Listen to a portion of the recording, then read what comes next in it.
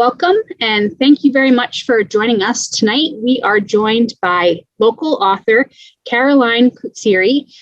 She is originally from Malawi, Africa, and she is an English literature and writing professor at Bunker Hill Community College and Bay State College in Boston.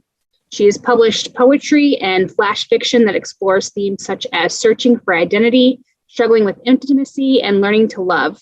Today, she is here to discuss her latest book, her debut book, What Kind of Girl? Caroline, thank you very much for joining us. Before I turn it over, I do want to let you know that we are going to be taking questions at the end, so please feel free to put them in the chat throughout, but Caroline will be answering all questions at the end of the presentation. Thank you so much for joining us. Thank you so much. It's such a pleasure to be here today and for me to share my story and also about my book, What Kind of Girl? I am a professor at Bunker Hill Community College and Bay State College.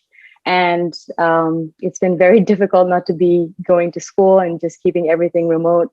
But we've adapted, so things are slowly changing. So it's an honor to be here to give this talk today.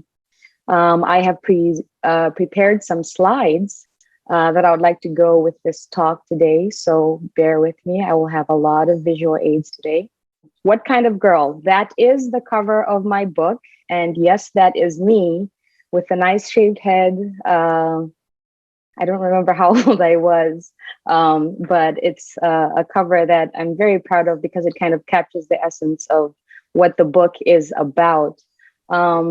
It is a coming of age story that takes place in Malawi, Africa, which is where I'm from. And I struggled so much to try to fit into cultural norms. And I was very, very different from other girls. And I'll talk a lot about that, which kind of sparks the question, what kind of girl are you? You can kind of finish it off at the end with anything that you want to include.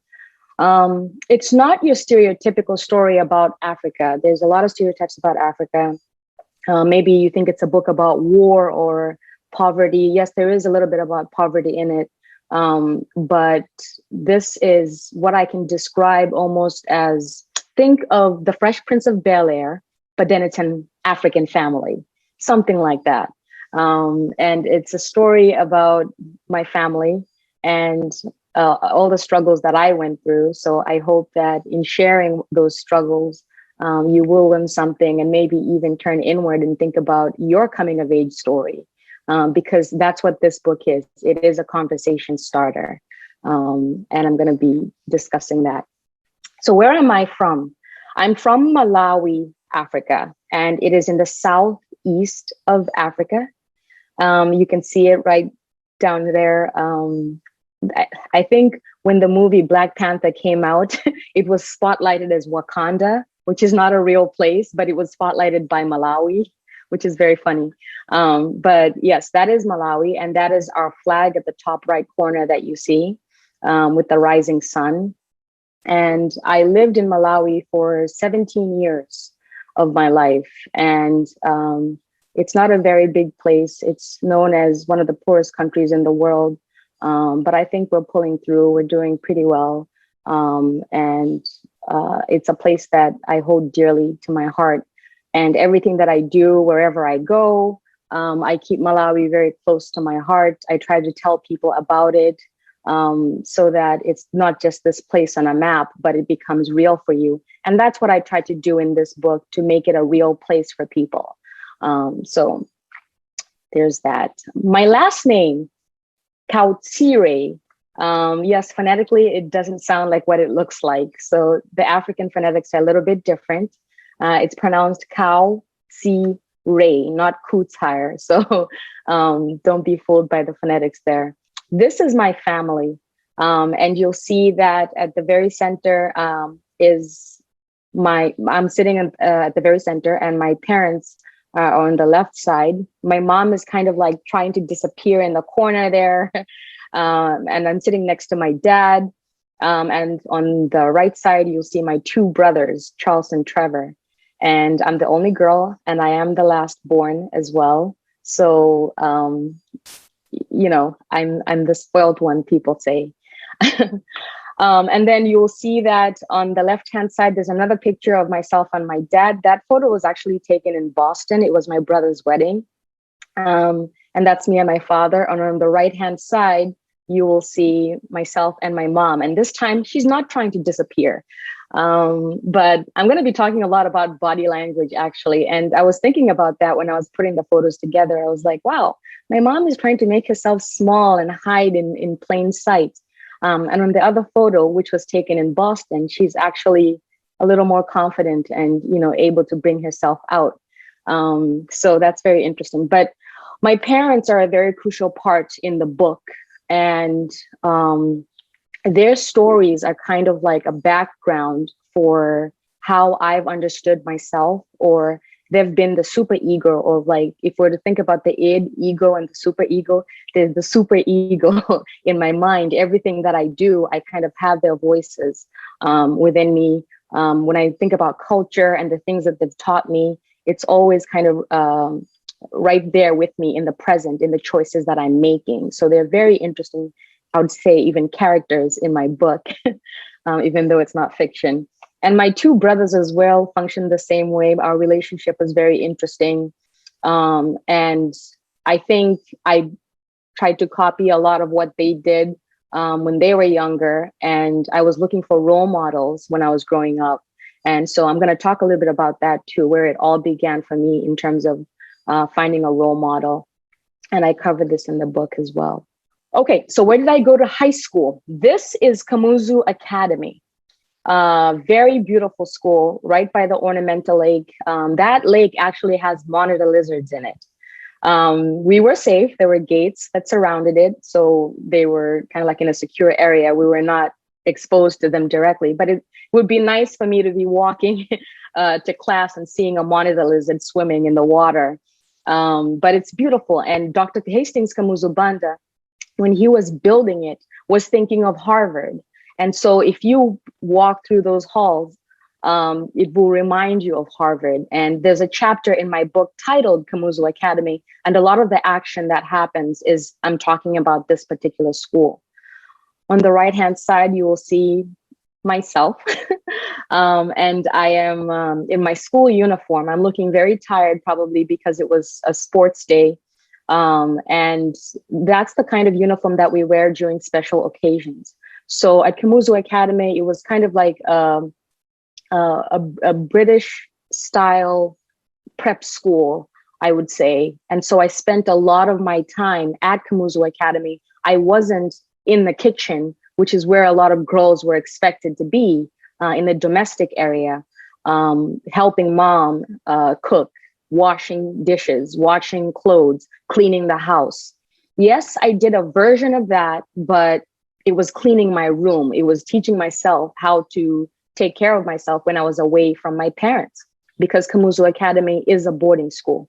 You want to know how old I was when I started high school? 9 years old. Yes, I was very young. I was 9 years old and I was very excited. In the book, I share the excitement that I had to go to Kamuzu Academy. And in a way, I was this child that was very eager to grow up. I thought adulting, as people say, was a very exciting thing.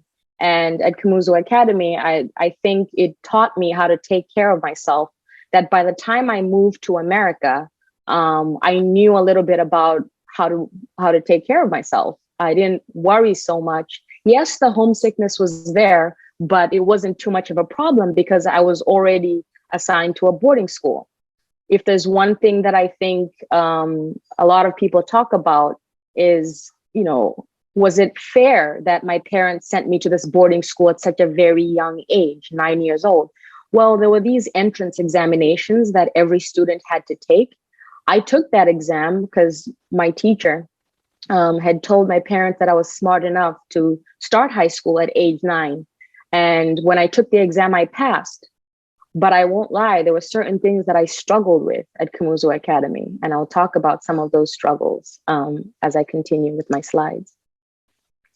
When I moved to America, I went to Quincy College for my undergraduate. I was studying liberal arts. Now, when I moved here, I wanted to become an actress.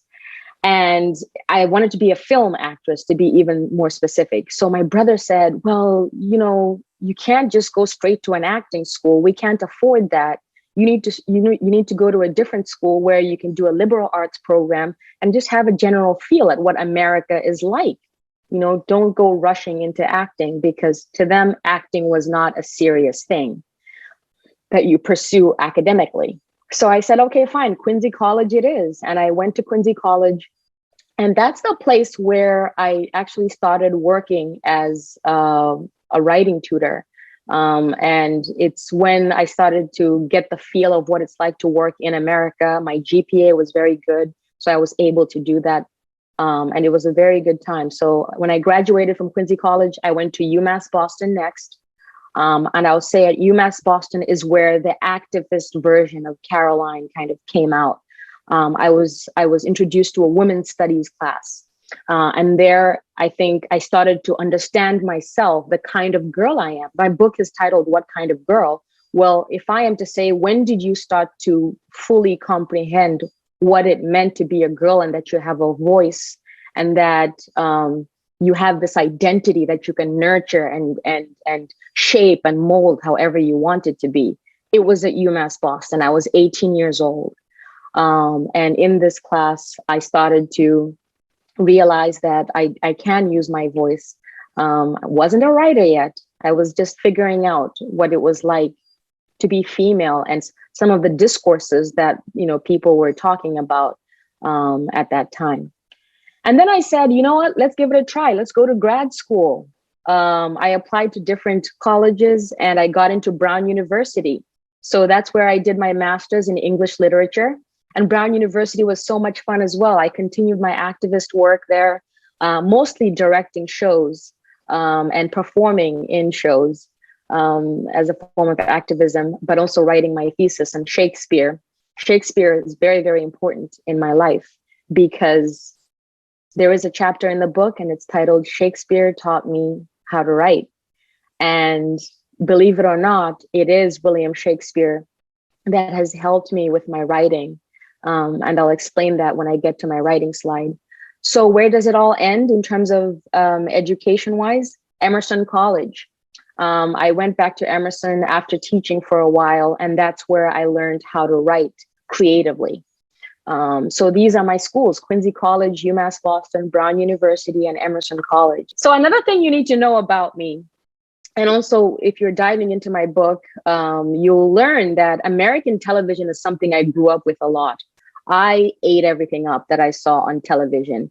And where did my role models come from? I told you about role models. Well, it was African-American actresses that I saw on TV: Halle Berry, Whoopi Goldberg, Angela Bassett, all very inspirational women who I think I loved how outgoing they were. I loved the clothes they were wearing. I loved that they could speak their minds. And it was very different from girls in Malawi.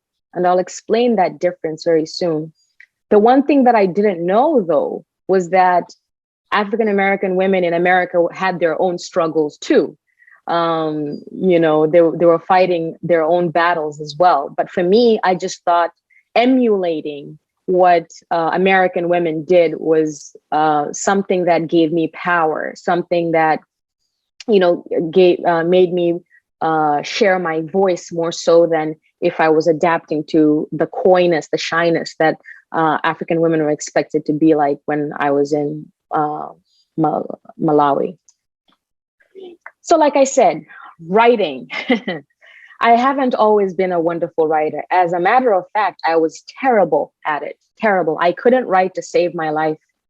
And I think one of the reasons is that I was too young to understand grammar.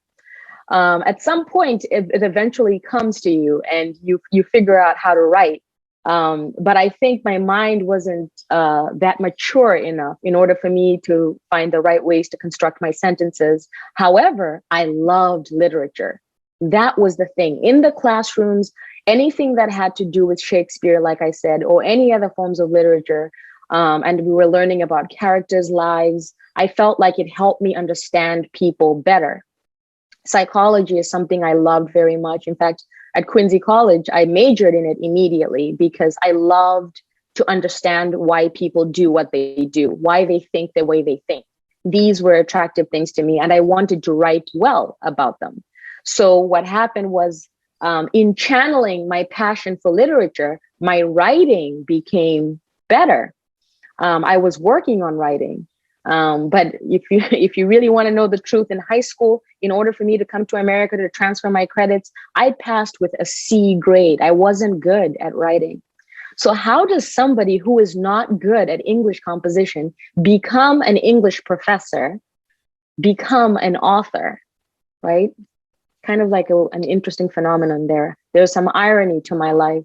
And I'll be sharing more about that as well through my book. So when I was writing What Kind of Girl, you may be wondering, so when did you actually become a writer? What happened?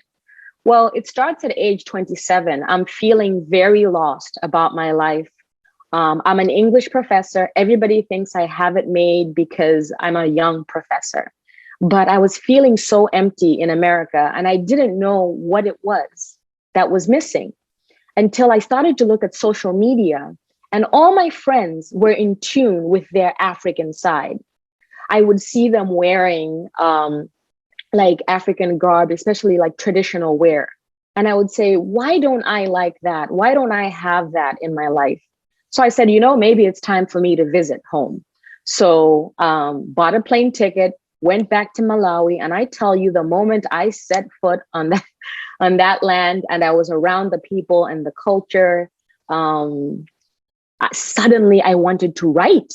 I wanted to write about my experiences. I used to play with the kids in the villages, and I would buy them food, and I would just chat with them and look at their lifestyle. And it was so different from mine. I would think about the things I was complaining about in America, and it just changed my life. I had to write it down. So I started writing on social media every single time I would post something, and people said, you really should write a book. You really should write a book. And I said, I'm not a good writer. I've never been a good writer. What do you mean? And they said, this is good content. Share it. Well, coincidentally, I had enrolled at Emerson College because I was thinking about this writing thing a little bit. And I said, let me develop my craft.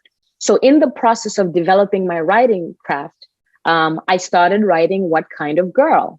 And it took me about a year to work on it. And so I would go to the classrooms and I would be sitting with all these people who know how to write. Maybe some were in my position, but I didn't really know. I didn't know anybody at the time. But I knew like the second, third years, they were very good at writing. And I said, how will I ever come up with great writing like this? And I tried and I tried. So what you're seeing, What Kind of Girl, was me trying to write. And that's what I produced in the end, until Austin Macaulay Publishers took me on and they said, yes, this is something that is publishable. And so we decided to publish What Kind of Girl. So that was roughly the story, feeling lost, finding my voice in Malawi, having to go back home to find my voice, and then bettering my craft at Emerson College. And finally putting together What Kind of Girl in about a year's time. You may wonder who are some of the writers who have influenced my writing. Toni Morrison and Maya Angelou. I was definitely reading them at the time when I was writing the book. And I just love the way their sentences are so fresh and crisp, and they're constantly doing something to your imagination. It's like doing backflip with words.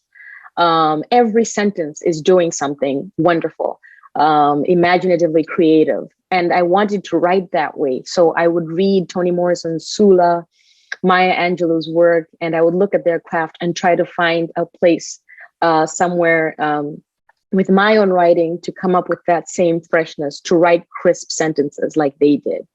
And then Chimamanda Ngozi Adichie, a Nigerian author, and Trevor Noah, a South African author, are two of my favorites as well. And Chimamanda Adichie, it's specifically the way she uses metaphors and similes. Her figurative language is just so sharp that when she talks about Nigeria, you feel like you are in Nigeria. And I wanted to do that same thing, to to bring Malawi to people. And so what are some of the things that allow, people to feel the senses? You use the senses. And Chimamanda Adichie kind of has that powerful writing there when it comes to representational language. Trevor Noah, it has to do with the very end when I was wrapping up my book. And I said, I don't know if it's good enough. I don't know if I even have a personality. When somebody is reading, will they be able to sense my personality? And when I read Trevor Noah's book, Born a Crime, I said, oh my goodness, this guy, I can hear what he sounds like with his stand-up comedy. I can hear the same thing with the way I'm reading his book. And so I decided that I would also unleash my voice, to be honest, to be raw, to be passionate about my writing.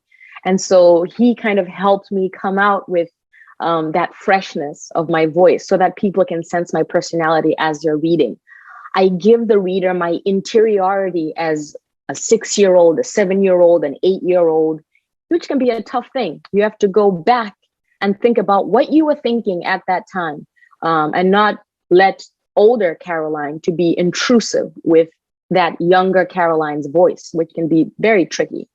But I did it. And so these 4 authors are very crucial to influencing my writing. Okay, so diving into the book itself, you'll notice that in the description, it says that growing up is confusing for Caroline. It was very confusing and it was very awkward. There's a lot of awkwardness in growing up. I don't know about you, but for me, definitely. And so what are some of the things that I want to touch on today? What did I struggle with? Well, we have identity itself being the umbrella topic for this. Expectations and traditions for young girls in Malawi. Dress code, which is very key to how I carried myself. Body language itself. Gender issues. Cooking. Right? Class and religion. So these are some of the topics that I would like to cover today in sharing my journey. Okay. So you'll notice that there's little Caroline at the center again. And there's 2 different versions of me. We've got the Caroline that has the shaved head, and we've got the Caroline that looks pretty much like what I look like right now. That's probably a couple of days ago. But I just wanted everybody to know that identity is something that is very malleable. And the little Caroline you're seeing at the center did not have a voice. What people saw was a very confident girl, probably didn't know my vulnerabilities at all. And so the older Caroline has decided that now that I'm becoming comfortable in my own skin, I can give voice to the Caroline that didn't have one when she was younger. And that voice can help a lot of other young men and women out there who might not be able to really describe what their identity is. They might be struggling to understand what their identity is.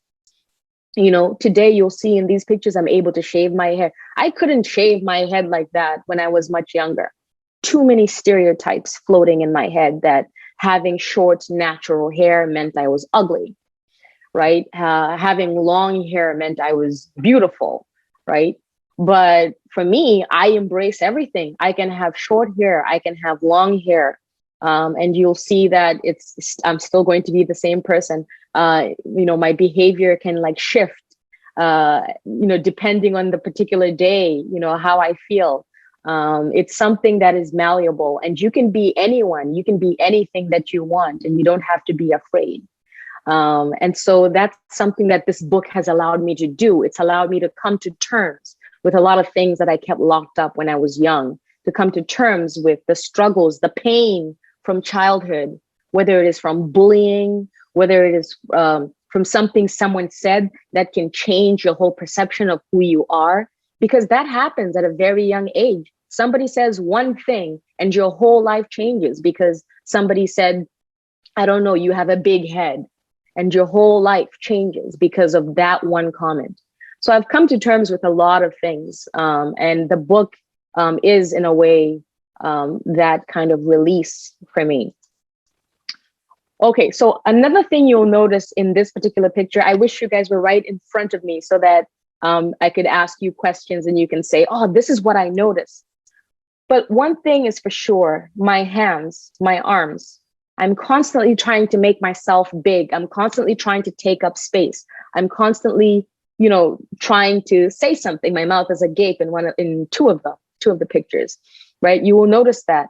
And in Malawi, girls were not supposed to behave this way. You're not supposed to take up space. You're supposed to make yourself small. You're supposed to disappear in plain sight. You're not supposed to speak your mind. Otherwise, that's something that was associated with the boys, right? You would be considered rude, disrespectful, right? What kind of girl was I?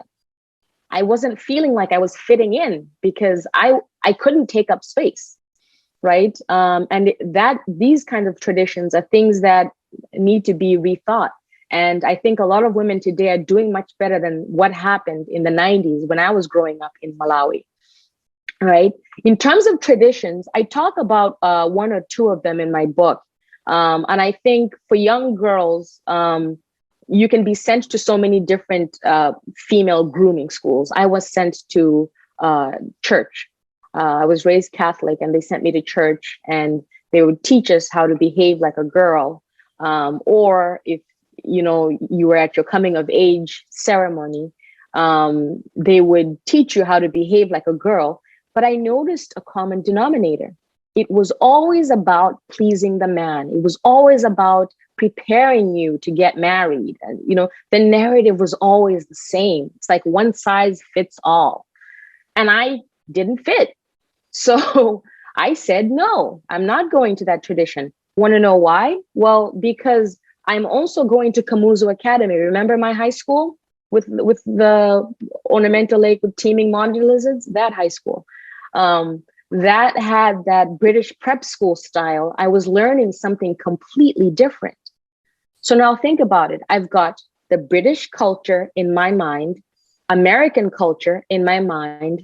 Now they're telling me I need to learn African traditions in my mind. It was confusing. There was no way that I would be able to kind of figure it out at a very young age, especially because I'm 9 years old, I'm 10 years old, 11 years old, a time where somebody should really explain things to me. And I was off at boarding school, so my parents couldn't do that for me. I had to learn through academia. Okay, the next one is dress code. I struggled with dress code. What you're seeing here is fabric, African fabric, and we call it a chitenge. And the chitenge is normally a wrap that you wrap around your waist. And women usually use it when they're cleaning the house, walking around, doing all sorts of things. And when I was growing up, for me, it was just for older ladies.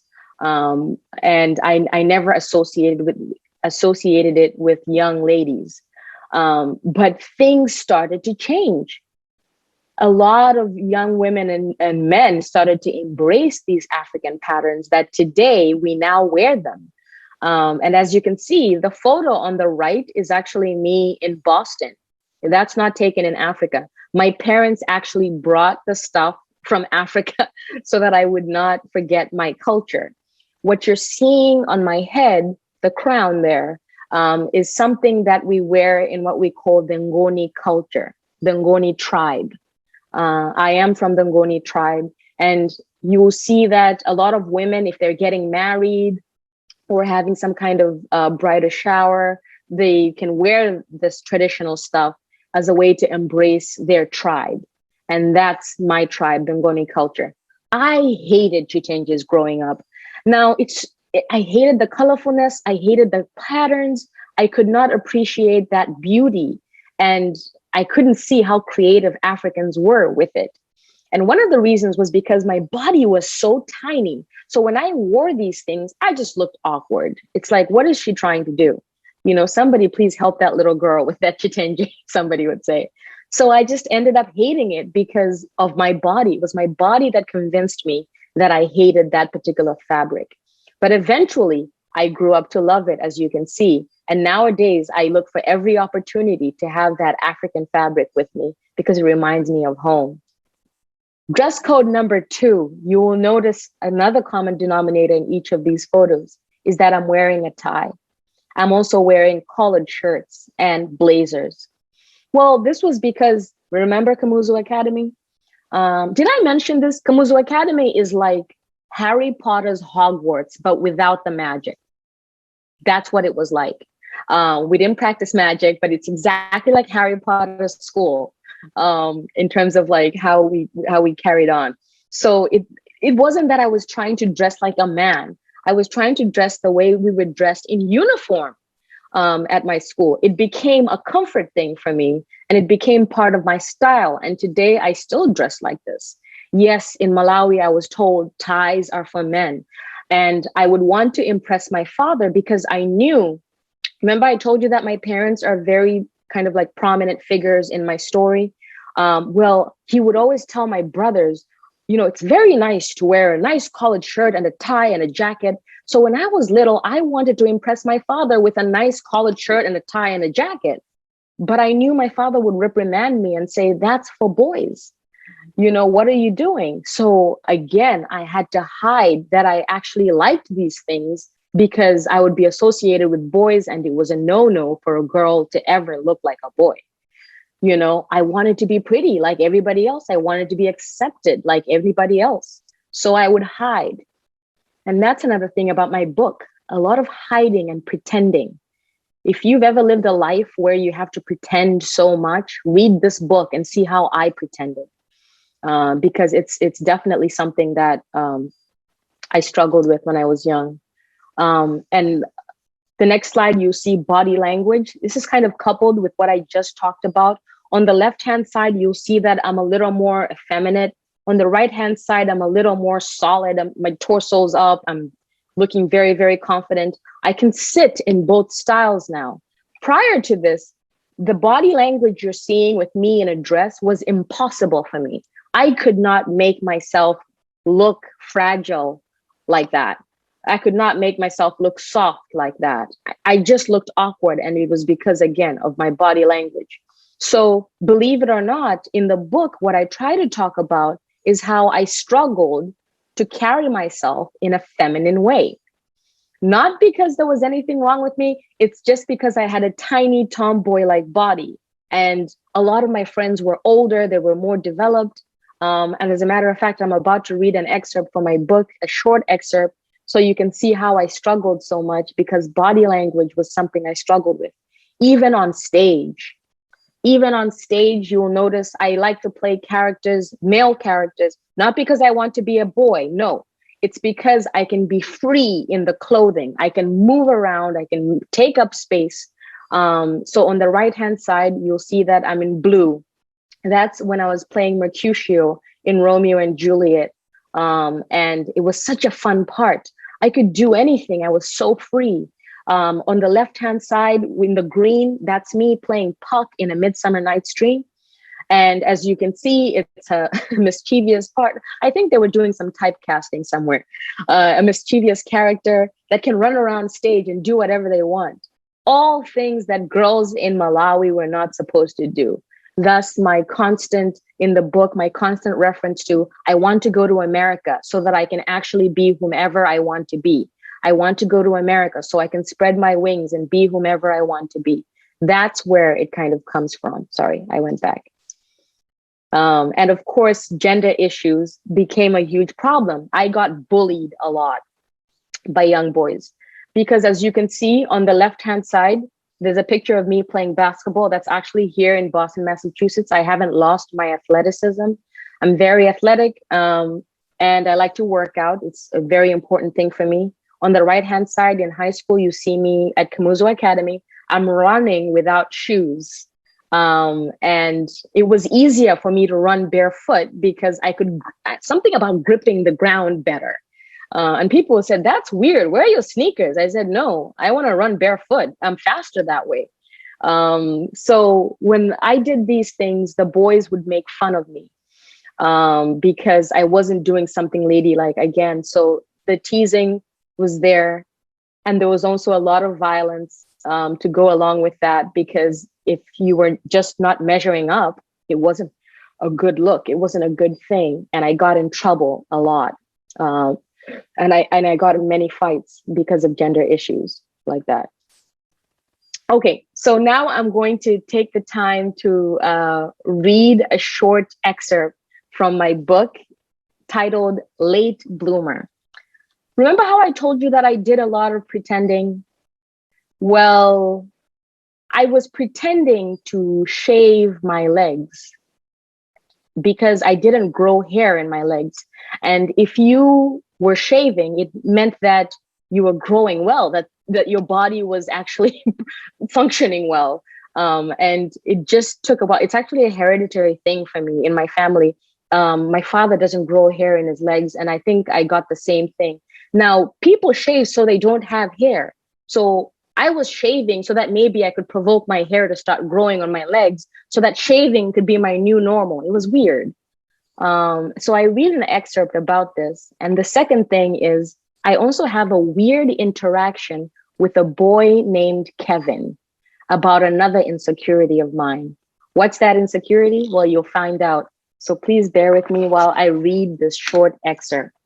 I wasn't the kind of girl who stuffed socks in a bra to pretend I had breasts, but I was the kind of girl who faked shaving my legs as though I had hair. Each Saturday morning, my friends would gather their shaving sticks, soaps and creams and towels and shave by the cement sinks outside our dorm rooms where we washed laundry with our bare hands. Some carried pails of water and sat by the lawn outside their bedrooms. I watched them roll up their jeans, wet and soak their legs. Sometimes I couldn't see the hair on their legs at all. They gently shaved off their hairs, looking closely at their skin, letting the shaving stick slide smoothly up their legs as if they were sculpting art. They did this while chatting, recounting the hottest gossip, usually about relationships, budding flings, singling out who had sex with whom in the squash courts, and lots of laughing. Everyone looked so happy shaving. I felt left out. Sometimes someone said something to me as I watched enviously on the side. "Oh, Carol, you have no hair on your legs." "Oh, Shane, too bad," they would say. I hated showing my legs, and I tried to cover them as often as I could. I wore jeans all the time, and I got into the habit of covering them with a blanket or a kitenge if I was sitting on a chair or my bed. I had very smooth legs, a smoothness that my friends were striving for. But since I wasn't shaving, I never cared for the fact that my legs were already smooth. I was more worried that I was still a child in my friends' eyes. What triggered my crazy notion to pretend to shave the hair on my legs was not hair related. There was talk about not having my period, as well as my lack of breasts and a big backside. The boys in my class often teased girls about being on the rag. Once, my friend Kevin, who was 2 years older than me, told me he could sense when a girl was on her period by feeling her wrists. Something about the warmth of her hand, he said. We were seated in the chairs in chemistry class, waiting for our teacher to begin his lecture, when Kevin slid his arms around mine on the wooden desk. "Do you bleed?" Kevin asked, feeling my wrist with his fingers. I pulled my hand away. "Stop it," I whispered, smiling, but embarrassed. "You don't look like you bleed," he concluded. His eyes looked as if his assessment of me had dulled his day. He turned his body to face the front of the class as if it was a waste of time to talk to a girl who hadn't gotten her period yet. I ignored him, but my heart raced at the fact that he could tell I didn't menstruate just by looking at me. Kevin was a very observant boy and often shared his philosophies about life, love, and other existential subjects. I panicked that his wisdom might have enabled him to see my body through my clothes. After that exchange, I felt naked around boys. When I interacted with them, I tightened my body and fidgeted a lot, mostly hunching my shoulders, placing books or anything I could find in front of me to hide in plain sight. I also observed carefully how they looked at me, tracing where their eyes would land on my body, wondering if they could see my nakedness, my hairless body with a flat chest, no butt, wondering if I appalled them. That's just a section. Yeah, I faked shaving so that I would be one of the girls who was growing up, and Kevin could sense when a girl was on her period by feeling her wrists somehow. And I just felt like I was being seen or something like that. And I wanted to hide. So I started to make myself small. I started to hunch myself so that boys wouldn't see my body. But the weird thing is, I also wanted them to see my body because I wanted to be appealing. So there was that struggle there, that tug of war between wanting to be seen and not wanting to be seen at the same time. That's a chapter called Late Bloomer. It's very wonderful. If you get a chance, please definitely get this book. I think you'll have fun with it. All right. So what about the cooking? I have like 3 more topics. One of them is cooking. Never liked cooking. We have our food called nsima. Nsima is like this. It's almost like Italian polenta. And when you cook it, you cook it until it gets into this dough-like state. And then you eat it with ndio. You eat it with chicken stew or vegetables or beef stew, whatever stew that you want. But cooking it was very difficult for me. And very often I would run away from this chore. And so it's another reason why people said, what kind of girl are you running away from cooking? What kind of girl doesn't know how to cut a whole chicken? Questions like that. When they asked those questions, it made me feel less of a girl. In terms of class, I played a lot with the kids in the villages, mostly because my parents had hired guards, house servants that would help us around, and garden boys, and their children would always play with me. And that's when I started to understand the difference between me being a middle upper class person and lower class families. And I wanted to be like them because there was something jovial about them when we played. And that difference always fascinated me. And I wanted us to be alike somehow. And I didn't quite understand class very well, when I was young. And I just wanted to create that sameness when I was with them. And if I had stuff to share, I was always a very giving child. The other thing is that our house got broken into in Malawi. About 50 or so thieves robbed our house. And I started to understand a lot about poverty and how it can really drive people to steal from the rich, right? And I despised the fact that I lived in a big house because of it. I wanted to live in a safe place. I didn't want to live in a place where there was danger. So a little bit about class there. I do touch on this in the book, but again, through this robbery, but also my relationship with the kids that I used to play with at the servants' quarters. And the last topic is religion, which is also something that recurs in the book. I was raised Catholic and then became Pentecostal. And I question in the book, who is God the entire time? And since a very young age, thinking that I was growing up with superheroes, God was just a superhero for me when I'm like 6 years old and whatnot. But throughout the book, you'll see that I try to understand who God is. And even though I was a very mischievous child, there's a lot of risk taking that I took. I still grappled with this question and wanted a relationship, some kind of relationship with God, something that I still try to describe and define and understand until today. So back to this slide, like I said, it's about identity. And if somebody asks, so what kind of girl are you? I am more than one kind of girl, more than one kind of woman. Like I said, I gave a voice to that little child that you're seeing at the center. Today, I can rock this hair if I want to, or I can shave it all off if I want to. I can carry myself in so many different kinds of body stances that I want to without feeling insecure. because I've just come to terms with all of this, because I have digested it.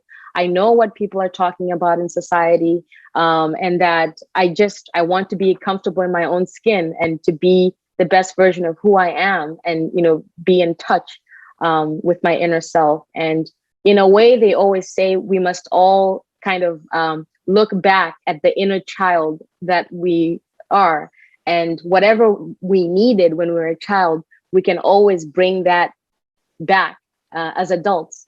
We can reclaim things. We can now speak out. We can now be free to explore different things that we were afraid to explore when we were much younger.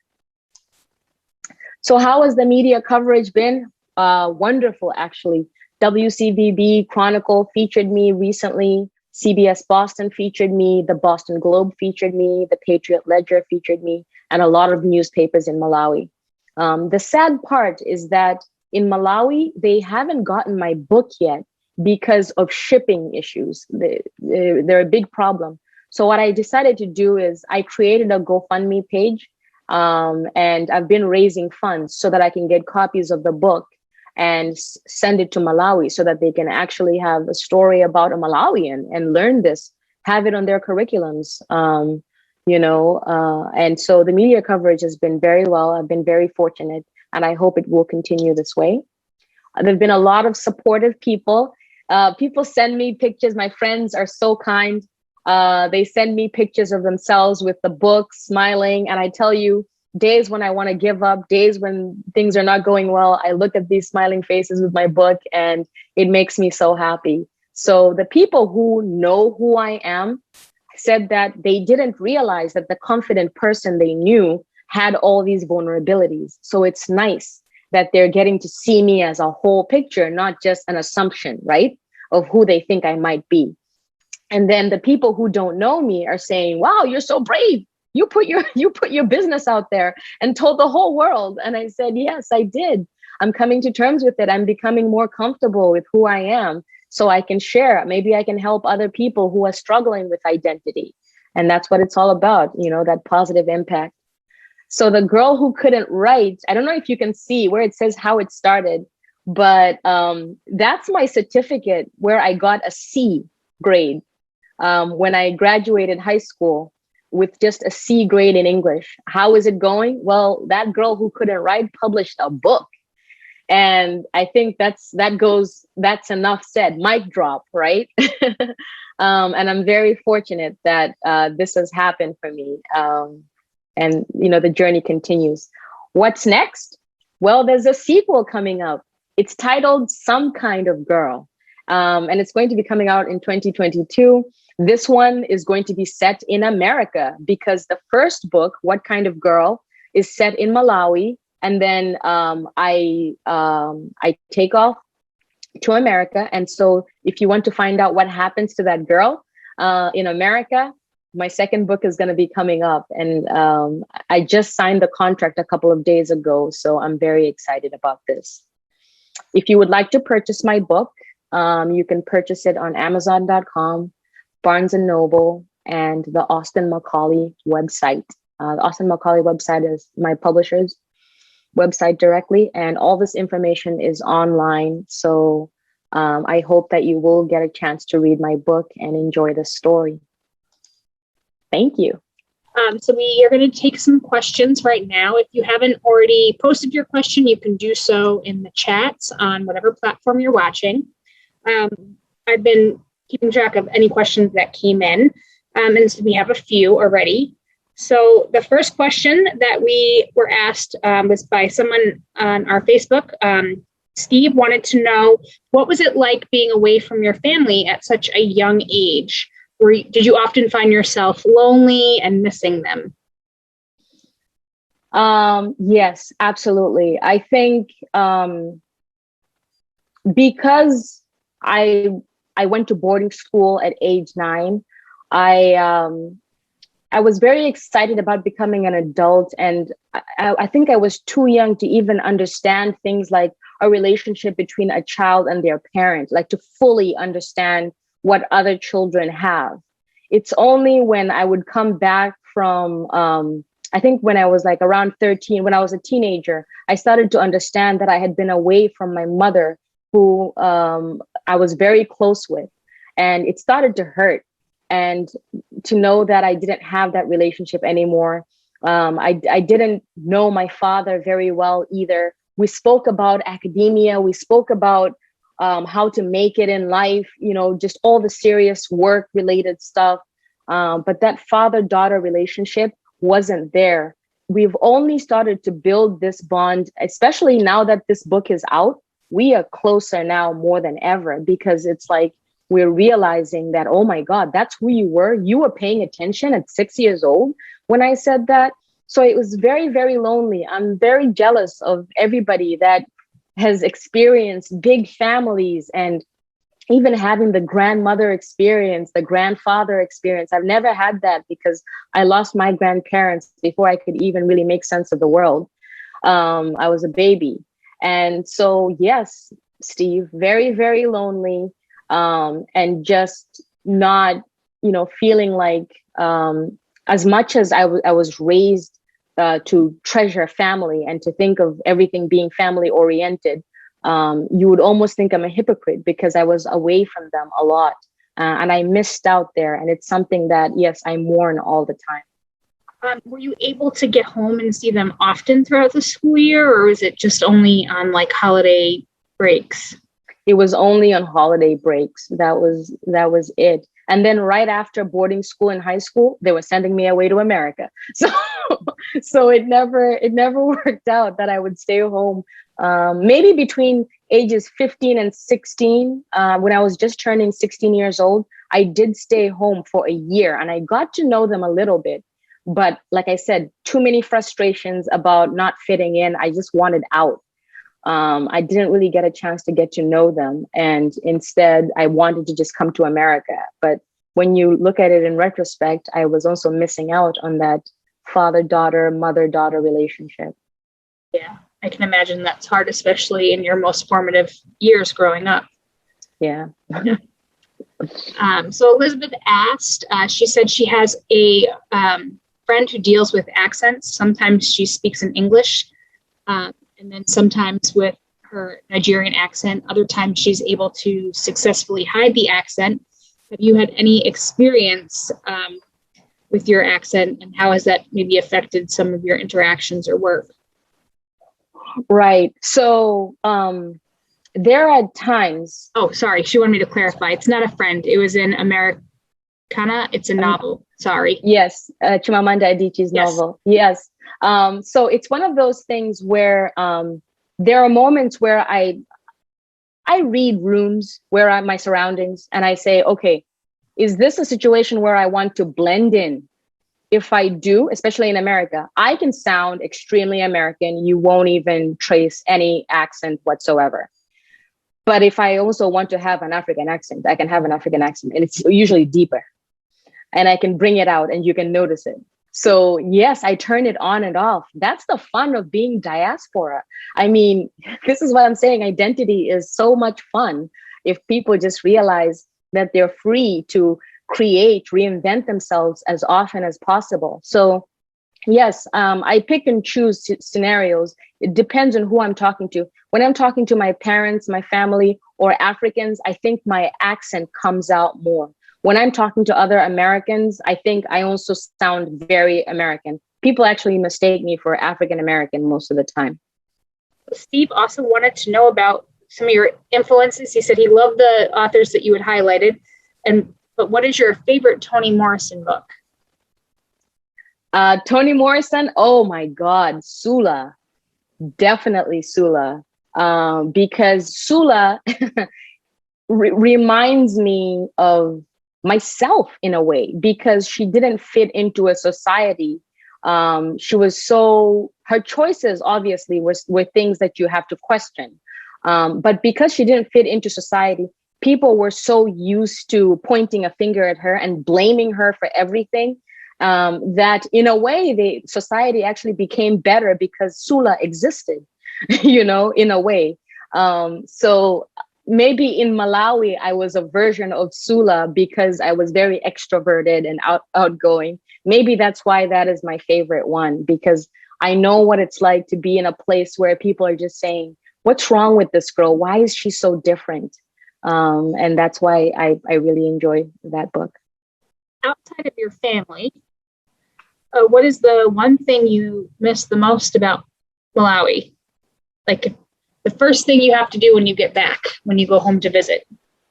Oh, man, what do I miss the most about Malawi? I think more than anything, I miss the food. The food is so good. I mean, when I tell you, we know we talk organic food and whatnot here.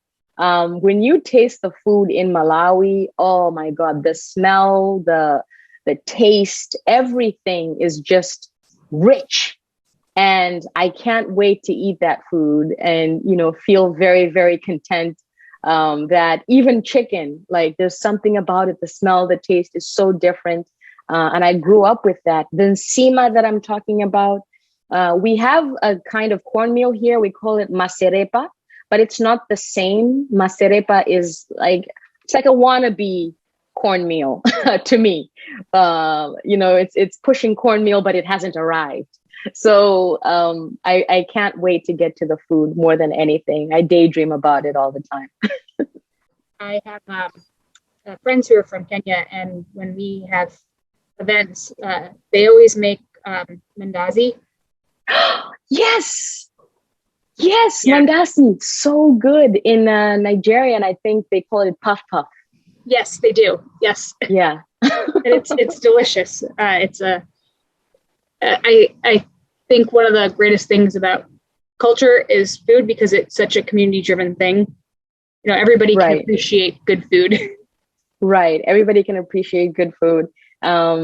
Yes. And also, aside from the food, like I said, the clothing, I feel like I'm making up for lost time with the clothing, because I used to hate it so much when I was younger. Now I love it. I want the latest African print, the latest dresses that are being made out there. So I can't wait for that too. So the food and the clothing. I have an aunt who makes wonderful clothing there. Her name is Luchi K, and absolutely talented. I mean, when you look at African patterns and the creativity that has gone into it, I can't believe I missed out on that. But like I said, I'm making up for all that now. And it's interesting because it's so much more precise, African clothing, right? Everybody is fitted for their pieces. It's not like, just these generic sizes that, could be half a size in or half a size out. You get fitted for your clothes and measured. Yeah, medium, large, and whatnot. Yeah, and I think that's what makes them so beautiful, because it's been fitted to somebody's body type. And so it's going to complement that body, and they're going to look good in it, as opposed to, well, they said it was large, but it didn't turn out that way, So absolutely, I agree. Okay, so my next question that I have for you, do you feel like you have made peace with your identity and your cultural heritage and have figured out what kind of girl you are, or is this always going to be a work in progress? Yes, I think it's always going to be a work in progress. Yes, I am comfortable right now. I do have slip ups sometimes where I find myself, getting stuck in old ways of thinking. Unlearning is a very difficult thing to do. It's tougher than learning something for the first time, because once an idea is planted in your head, it's very hard to erase that idea. Mm-hmm. So sometimes I catch myself going, why am I thinking this way? I'm over this, and now I'm feeling self-conscious today. Why am I feeling self-conscious in this scenario? Oh, it's the people that are here. So I'm constantly reconfiguring myself in terms of identity. Like I said, I read my rooms. I figure out the people who are around me and what's going on. And from that, I then pick and choose, even with things like accents and whatnot. So yeah, definitely a work in progress. It never ends. It's just an ongoing thing. 2 more questions. The book, is there an audio version of it? I was asked. Yes, there is no audio version of it yet. but it's something that I have asked Austin Macaulay to do for me. And I think when the second book comes out, I'll do an audio version of What Kind of Girl. A lot of people have asked me for that, so it seems like it's something I should invest in. And then lastly, do you have any recommendations with particularly young girls who are also struggling with their own identity within their culture? More than anything, I think young people need role models. Young people need to see themselves out there, somebody who is like them, somebody who they can aspire to be like. I think it's important for even parents to have a relationship with their children where they can find role models for them, expose them to people who, have that identity empowerment thing going on. Because I think more than anything, to empower yourself is very, very important. And those resources and the people who we surround ourselves with, it's very, very important, I think, to try to find those figures and follow that path. So things like success and what other people have done, they leave clues, right? So we follow those paths, we follow what they're doing. So I would just recommend that, think about who your role models are. What do they have that you would like to emulate, that you would like to kind of rub off on you, and put yourself out there, because things like comfort zones, you hear people say you don't grow from that, right? So you have to step outside. I always say this all the time, to step outside of comfort zones and do different things. If you have talents at young age, those talents are not meant for you only. They're meant to be shared with other people. So share your talents. Let people know what you can do. It's important to learn how to use your voice from a very young age. Parents, teach your kids how to use their voices, even in your relationship within the family. Do your children have a voice in the family? Are they able to say how they feel and what's going on and how they've processed things and whatnot? Because all these steps are key to what's going to shape and mold them as they're growing up, right? So there's some key things that I've said there, regarding role models, stepping outside of comfort zones, the relationships we have with our guardians. All these things are going to play a part in identity empowerment. Caroline, thank you so much for joining us. Again, her book is What Kind of Girl. You can purchase it on Amazon, Barnes & Noble, and it is available in the library for you to check out. Thank you so much. Thank you very much for having me. It's been a pleasure.